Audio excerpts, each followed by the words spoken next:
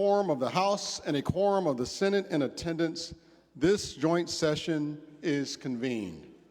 Welcome, everyone, to the House of Representatives.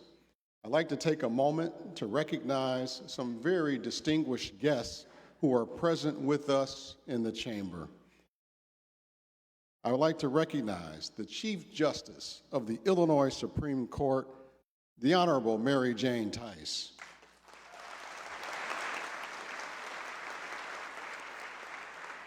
I'd like to recognize from the Illinois Supreme Court, the Honorable Justice P. Scott Neville, Jr.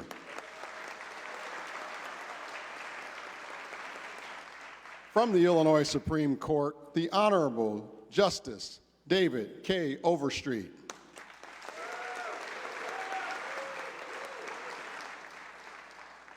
I love his haircut. The Honorable Attorney General from the great state of Illinois, the Honorable Kwame Raoul.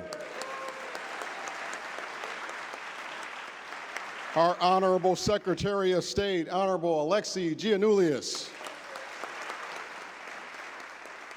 Our Madam Comptroller, the Honorable Susana Mendoza. The Honorable Treasurer for the state of Illinois, the Honorable Michael W. Frericks. And our Auditor General Frank Martino. Also joining us on the floor today is the Chief of Staff to the Governor of this great state, Ms. Ann Caprera is here. Also joining us, Deputy Governor for Budget and Economy, Mr. Andy Manar is here. Also joining us is the Senior Advisor to the Governor for Policy and Legislation, Ms. Emily Miller is here. And also joining us on the floor today, the Director of the Governor's Office of Management and Budget, Ms. Alexis Sturm is here.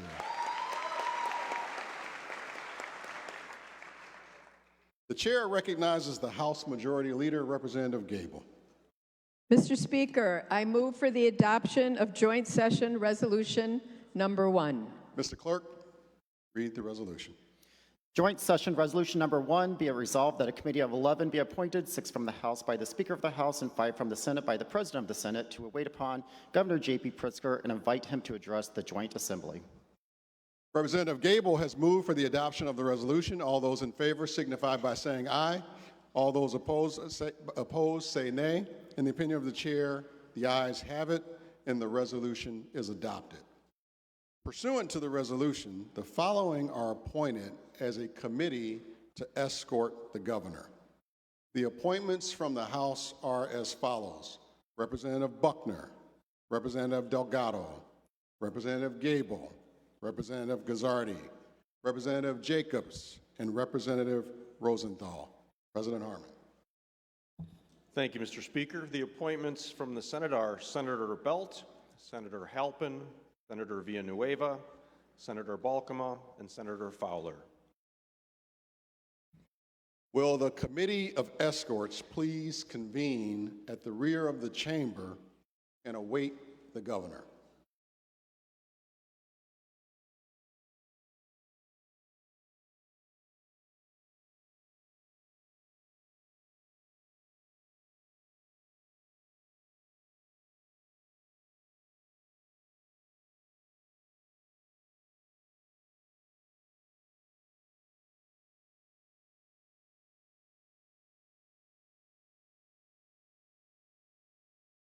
Madam Doorkeeper, you're recognized for an announcement.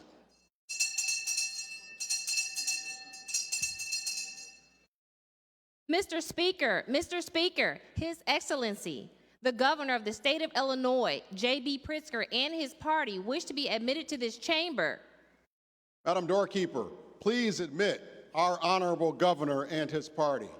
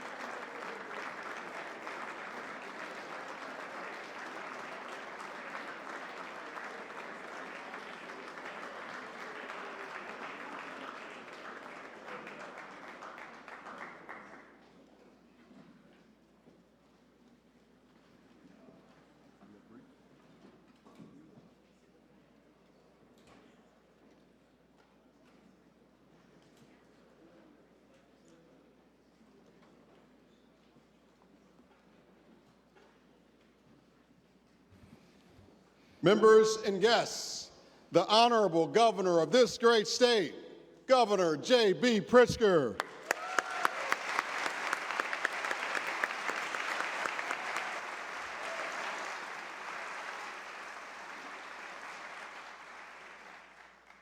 Thank you very much, Speaker Welch, President Harmon, Minority Leader McCombie, Minority Leader Curran, Lieutenant Governor Juliana Stratton, my fellow constitutional officers, the members of the 104th General Assembly, Chief Justice Tice, and the members of the Supreme Court, First Lady M.K. Pritzker, honored guests, and all the people of the great state of Illinois.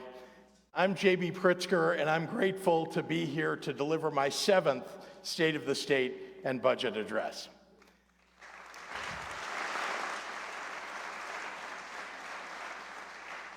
In 1818, the first Illinois Constitution mandated that the governor shall from time to time give the General Assembly information of the state of the government and recommend to their consideration such measures as he shall deem expedient. Remarkably, as far as I can tell, every single year for 207 years, in one fashion or another, Illinois governors have stood before this body to do what our first Constitution mandated of them. These messages have reflected the unique times during which each governor served. Our second governor, Edward Coles, advocated for the abolition of slavery decades before Abraham Lincoln, passionate in his entreaty that it was a matter of justice and humanity. Dwight Green, our 32nd governor, implored Illinoisans at the start of the Second World War to not let the tragic spirit of despair overcome us. I like what this tradition represents. No matter what budget circumstances, no matter if there's a world war or a deadly pandemic, no matter how many governors and legislators have been elected and installed, every year our democratic process begins again. And every year we come together as democratically elected representatives of the people to acknowledge that the power they grant us with each election and re-election is not unlimited. It's traditions like this one which bring together all our branches of government to stand in respect of each other, that underpin the guardrails of our democracy. The only power that the Constitution truly recognizes is a power that is capable of humbling itself before our people. Since I became governor, each of our budgets has been an effort to strengthen the fiscal foundation upon which we could all confidently build prosperity throughout Illinois, in good years and in bad. Together, so far, we've paid down more than $12 billion in debt, grown a rainy day fund of more than $2 billion, improved our pension funded ratio, and earned 9 credit upgrades, which are the first in a quarter century.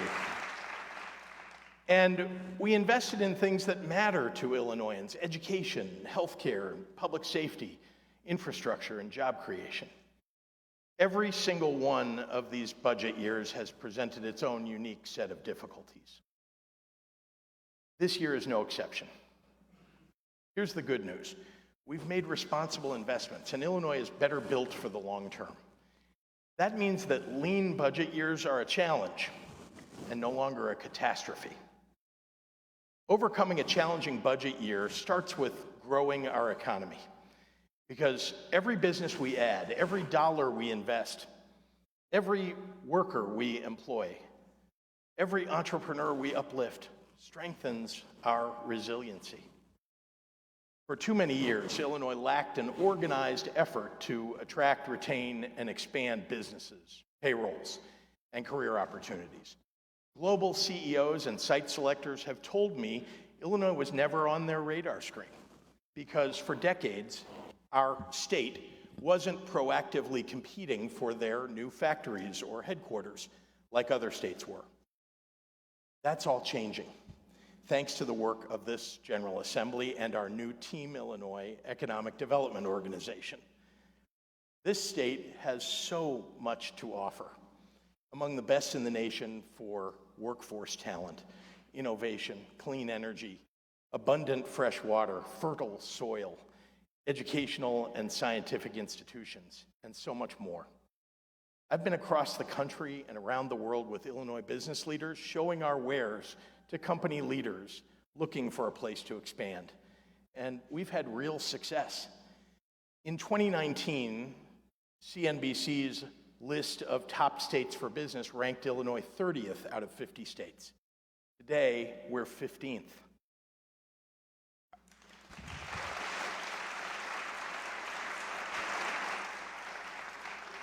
Our economy is over $1.1 trillion and growing, the 5th largest in the United States and the 18th largest in the world. We're now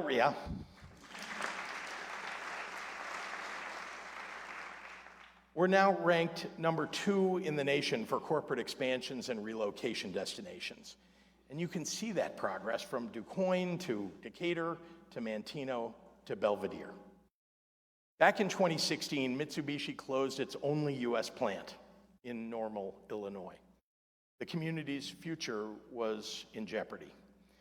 Along came Rivian Automotive, which bought the idled plant and brought new life to the factory and in turn to the community. Not satisfied with that, Team Illinois worked with the General Assembly to support Rivian's decision to invest $1.5 billion more in a factory expansion. In 2018, there were 27 Rivian employees in Normal. There are now thousands. When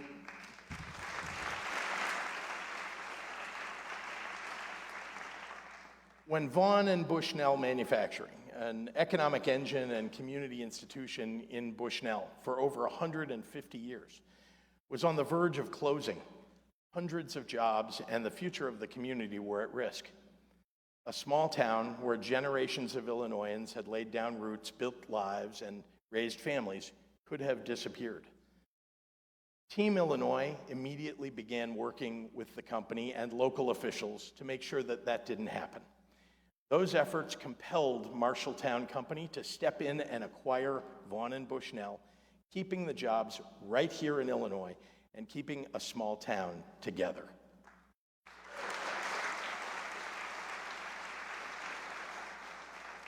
Bushnell Mayor Robin Wilt is here with us today. Would you please stand and be recognized?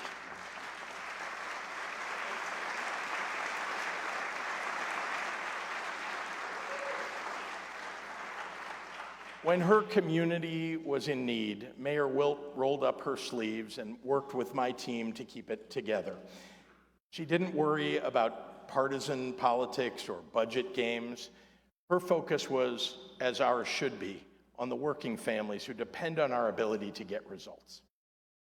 Vortman Steel, Kellanova, SciQuantum, Prysmian Group, Nexamp, Manor Polymers, and so many more, representing tens of billions of dollars of investment and revenue. These are just some of the new facilities and headquarters that have moved to Illinois or expanded here in just the last few years.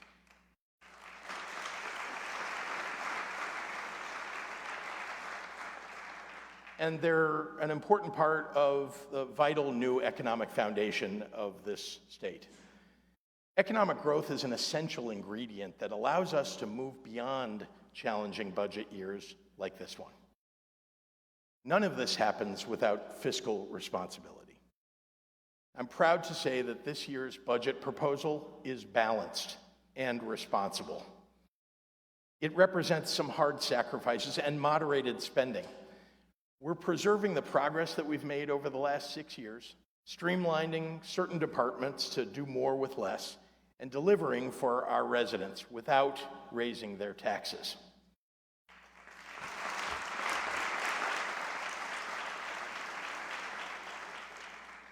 Like so many other states, our FY26 revenue will grow at a slower rate than we experienced in recent years. For example, state-sourced revenue increased 15.9% in 2021 and 13.2% in 2022.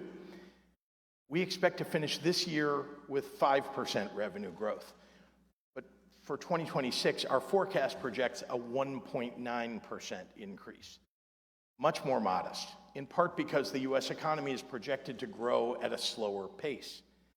While we hope this is temporary in nature, I'm not going to base a budget on bloated revenue estimates. I have never done that, and therefore our spending must reflect reality. We have to live within our means.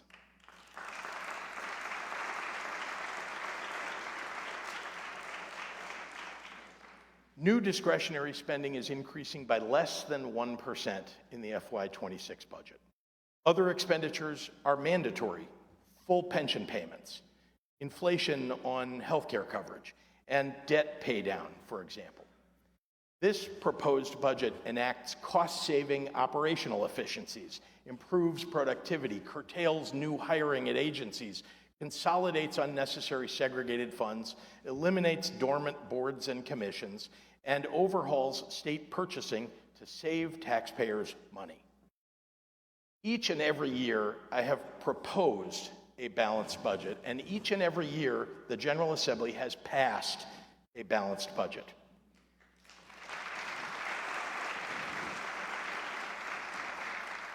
As always, I stand ready to work with members of the General Assembly to deliberate and negotiate the final budget. But let's be clear, I will only sign a balanced budget. If you come to the table looking to spend more, I'm going to ask you where you want to cut. I have made difficult decisions, including to programs that I have championed, which is hard for me, just as I know some of the difficult decisions you will have to make will be hard for you. I believe strongly that we must continue our firm commitment to building up the rainy day fund, new funding for public schools, investing in economic growth and jobs, and improving much-needed services to working families and to the most vulnerable. These are things that we cannot compromise on, particularly when we face the uncertainty of the federal government's haphazard ready, fire, aim tactics toward everyday Americans. I know it's in fashion at the federal level right now to just indiscriminately slash school funding, healthcare coverage, support for farmers, and veterans services. They say they're doing it to eliminate inefficiencies. But only an idiot would think that we should eliminate emergency response in a natural disaster, education and healthcare for disabled children,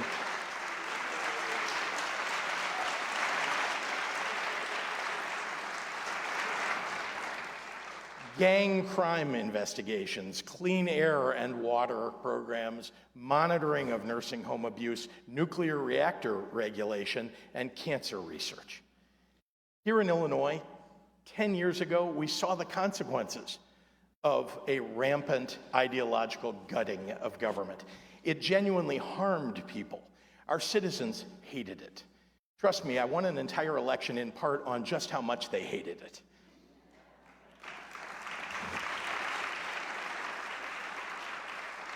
So while this budget makes sacrifices, it preserves Illinois' progress toward delivering what children and families need most.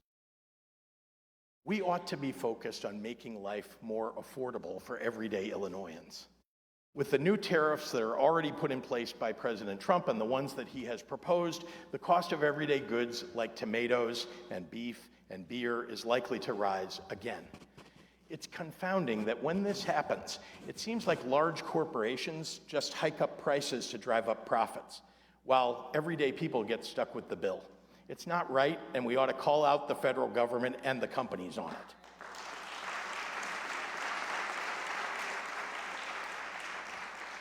We can do something about it at the state level. Last year, we lowered taxes on parents when we enacted the child tax credit and permanently eliminated the state grocery tax. Together, saving Illinoisans more than $500 million per year. This year, we're going to need to do even more to address high prices and counteract Trump's tariffs that will raise taxes on working families. At the top of the list, we need to lower healthcare costs. One of the great ironies of our modern age is that breakthroughs in research are producing medications that can treat and even cure long-standing chronic diseases. But the high cost of these drugs are making them unaffordable for people who need them the most. What's causing that? Well, patients, healthcare providers, and independent pharmacists will all tell you that pharmacy benefit managers, or PBMs, are driving up prices.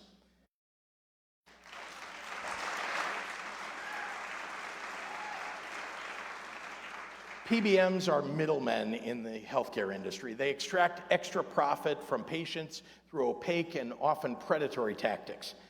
They are not doctors, but they work with insurance companies to deny people the drugs and treatment doctors prescribe.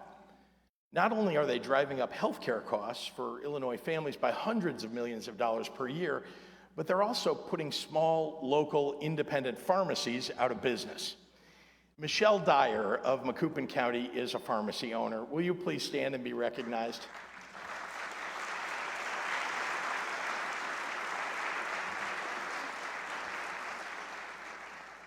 Michelle was forced to close 3 of her stores after years of skyrocketing PBM fees. Her livelihood was threatened, and so were her patients. She's not alone.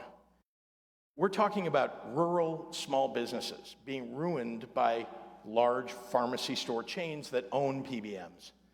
Michelle and all the independent family-run pharmacies are under threat, and they deserve a level playing field.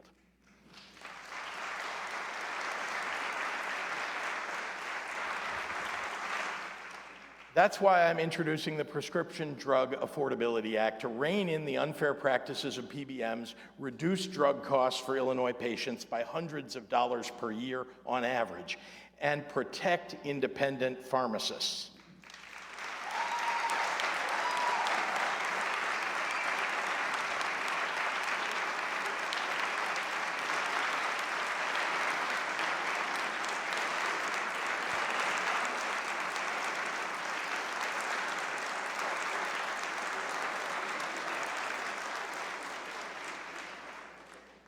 We'll also give full statutory authority to the Illinois Department of Insurance to examine the books and records of PBMs and require them to submit to annual reporting and auditing. We're going to end the overcharging for drugs that people rely on, from insulin for diabetics to chemotherapy for cancer patients. Now, millions of Illinoisans have had an unexpected illness or accident that left them owing thousands of dollars in medical bills that they may never be able to pay.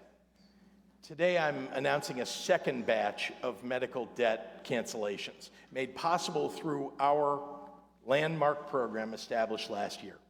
Over 100,000 Illinoisans have now seen their medical debt automatically erased.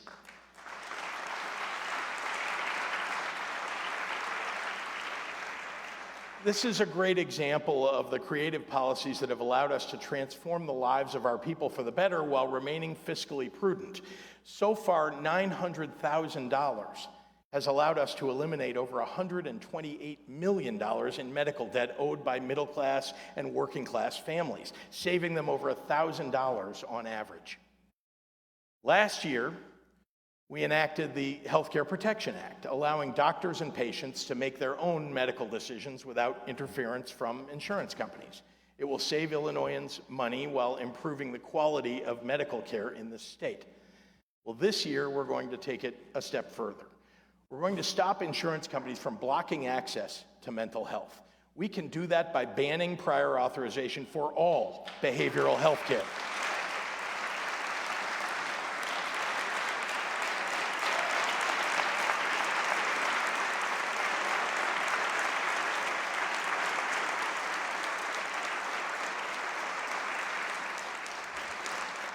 And for rural Illinois families and those who live far away from certain medical care, will require insurance reimbursement for reasonable travel costs associated with medical appointments when the distance traveled exceeds network adequacy requirements.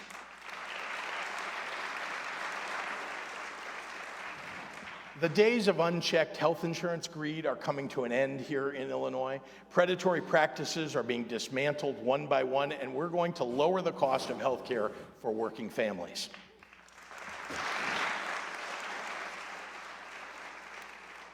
One of the biggest affordability challenges people are facing is housing. Amid the construction supply chain challenges of the last few years, along with higher interest rates, Illinois' housing inventory decreased more than the national average. That's got to change. Last year, I appointed a director of housing solutions and formed an advisory committee of housing experts. They proposed a slate of reforms to unlock new financing, attract capital, incentivize builders, and eliminate unnecessary barriers to housing construction. This year, I'm asking the General Assembly to put those recommendations to work so that we can make Illinois housing more affordable and economical.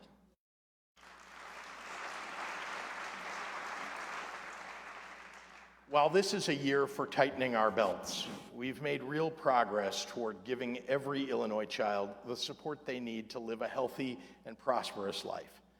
Let's not lose that forward momentum. Our historic investments in evidence-based funding have made a profound impact on student success. In 2024, reading scores for Illinois' 8th graders were the second highest in the nation, and their math scores were 5th highest in the nation.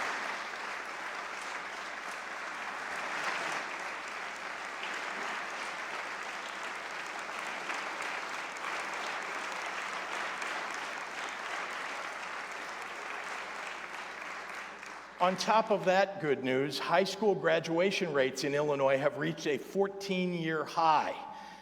I believe in building on what works, so despite the challenges that we're facing this year with the budget, my budget proposal increases our commitment to evidence-based funding for public education so that we can put new resources in underfunded schools first.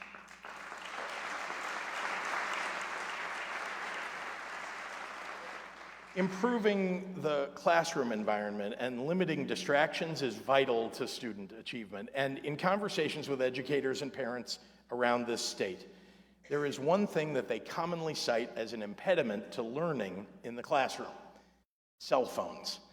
Furthermore, cyberbullying has expanded at alarming rates, and it's time for Illinois to take measures to protect our kids.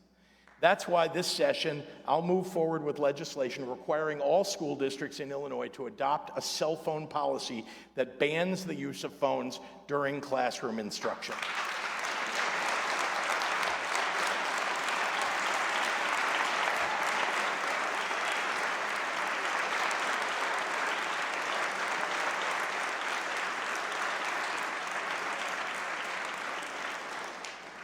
More focus on learning will bring even greater success for kids across our state.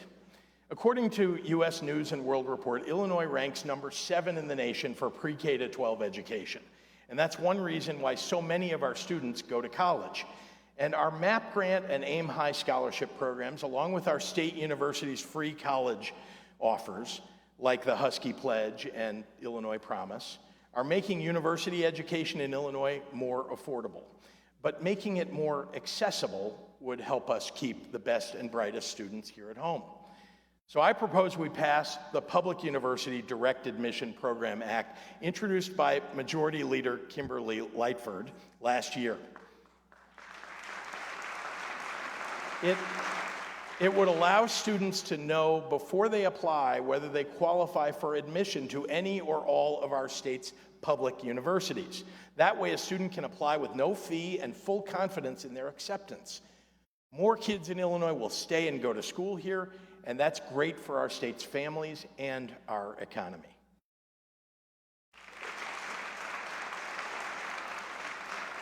Along those lines, I want to offer one final proposal focused on one of the jewels of the Illinois education system, our community colleges. Yeah. Illinois is home to one of the best community college systems in the nation, 3rd largest in size and still growing. Last fall, enrollment at Illinois community colleges grew for the 3rd consecutive year, outpacing the national average by almost 3%. One of those students is Melissa McCaig of Jerseyville, who is here today. Will you stand, Melissa?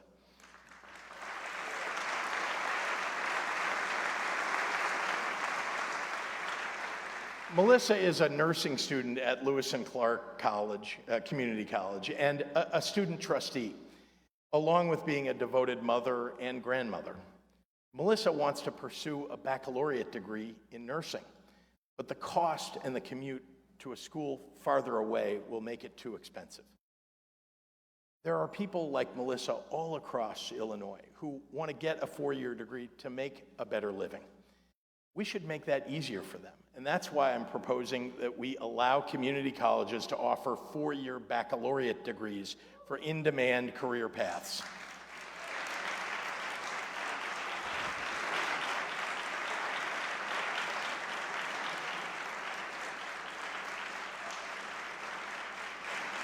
Nursing, advanced manufacturing, early childhood education, and beyond. I mean, with lower tuition rates and greater presence across the state, especially in rural areas, community colleges provide the flexibility and the affordability that students need. This is a consumer-driven, student-centered proposal that will help fill the needs of regional employers in high-need sectors and create a pathway to stable, quality jobs for more Illinoisans. This is my 7th State of the State address, and I've come before you to present a budget in good years and in bad, in years of crisis and years of relative stability. There's a whole industry of backseat bellyachers in this state and around the country who make a profession out of rhetorically tearing down Illinois and suggesting that if we would just enact one of their magic bean fixes, that we would never face another difficult budget year. But there's one thing that I've learned as governor: there are no magic bean fixes. And each year there's some difficulty that requires us to work hard to overcome it. This year, the surfacing difficulty is Donald Trump's and Elon Musk's plan to steal Illinois' tax dollars and deny our citizens the protection and the services that they need. I want to offer you a few examples. 20 million Americans, 700,000 of them here in Illinois, will lose health care coverage if congressional Republicans are successful in their effort to cut the Affordable Care Act, and rural hospitals across Illinois will be shuttered. The Trump administration cut off funding for food safety inspectors for nearly a month, impacting more than 70 meat and poultry facilities in Illinois. Without these inspectors, the supply chain collapses, prices go through the roof, from farmers to truckers to meat packers to retailers. Jobs will be lost. Meals on Wheels programs, which home deliver 12 million meals per year to 100,000 seniors and people with disabilities in Illinois, are on the federal chopping block. This is real. The new administration and the Republican Congress and Elon Musk intend to take these programs away. For all the Illinoisans watching at home, let me be clear. This is going to affect your daily lives. Our state budget can't make up for the damage that is done to people across our state if they succeed.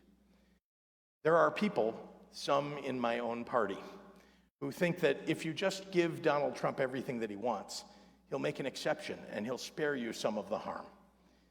I'll ignore the moral abdication of that position for just a second to say almost none of these people have had the experience with the president that I do. I once swallowed my pride to offer him what he values most: public praise on the Sunday news shows, in return for ventilators and N95 masks during the worst of the pandemic.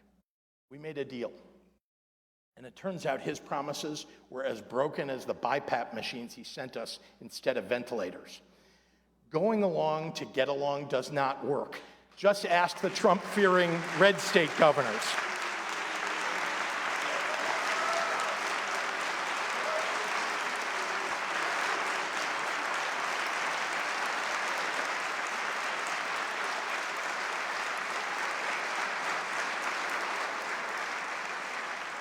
You can boo all you want until your constituents lose these services. Those Trump state, red state governors are dealing with the same cuts that we are, and I won't be fooled twice.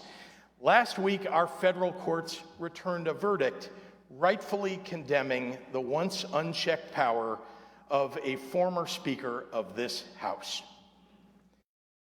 Now, if you applauded that decision like I did, then I expect you to defend and applaud those same federal courts as they check this president in his quest for unrestrained power.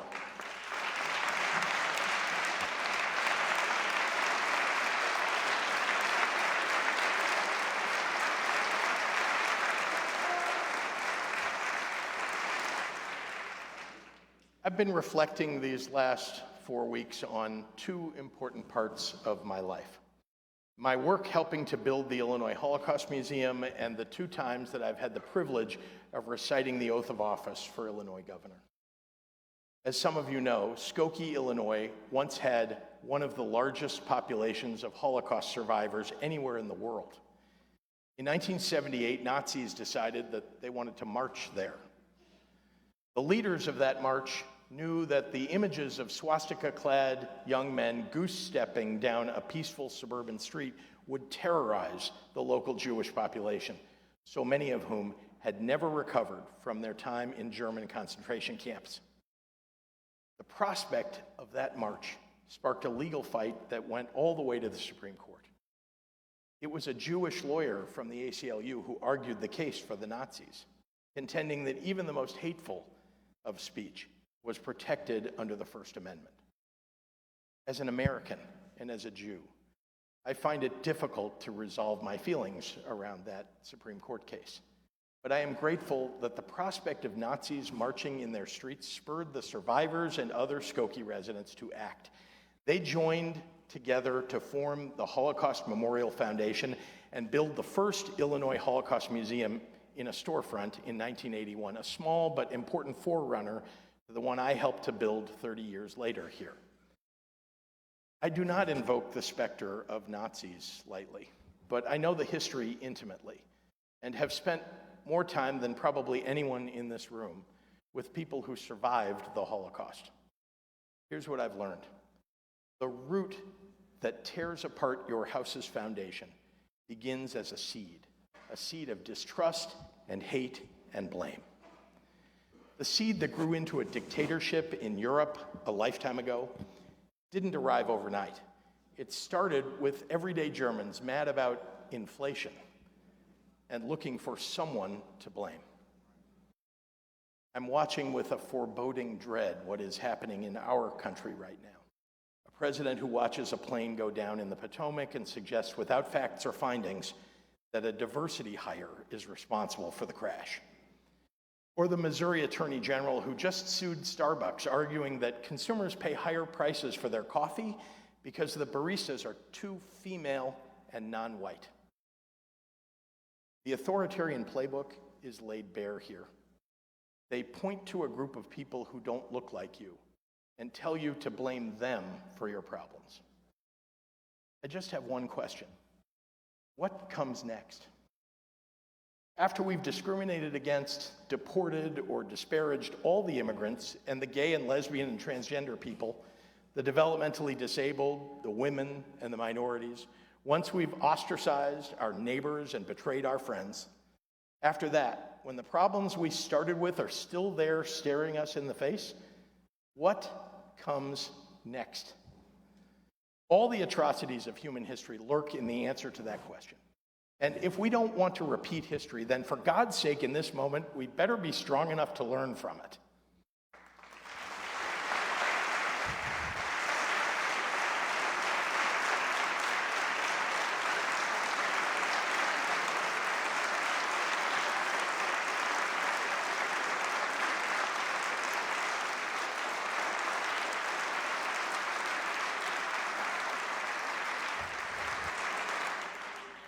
I swore the following oath on Abraham Lincoln's Bible. I do solemnly swear that I will support the Constitution of the United States and the Constitution of the State of Illinois, and that I will faithfully discharge the duties of the office of governor according to the best of my ability. My oath is to the Constitution of our state and of our country. We don't have kings in America, and I don't intend to bend the knee to one.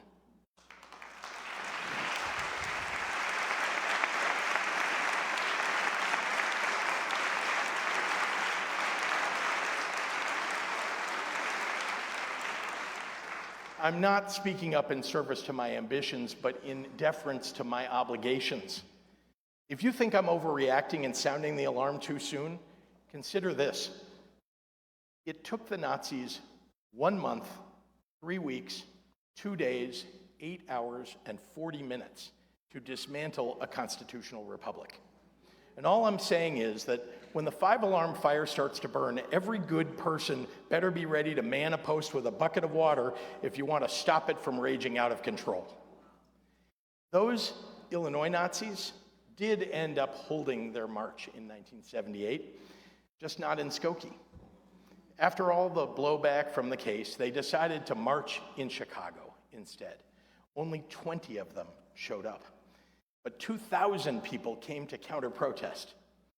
The Chicago Tribune reported that day that the rally sputtered to an unspectacular end after 10 minutes.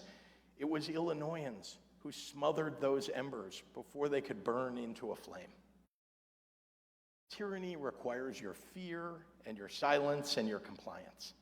Democracy requires your courage. So gather your justice and humanity, Illinois, and do not let the tragic spirit of despair overcome us when our country needs us the most. Thank you.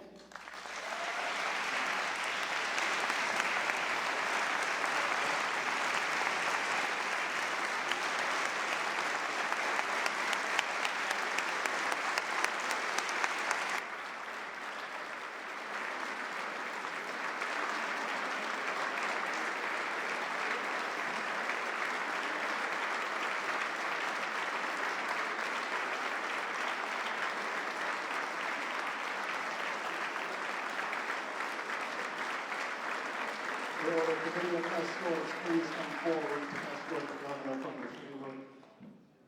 Will the committee of escorts please come forward to escort the governor from the chamber?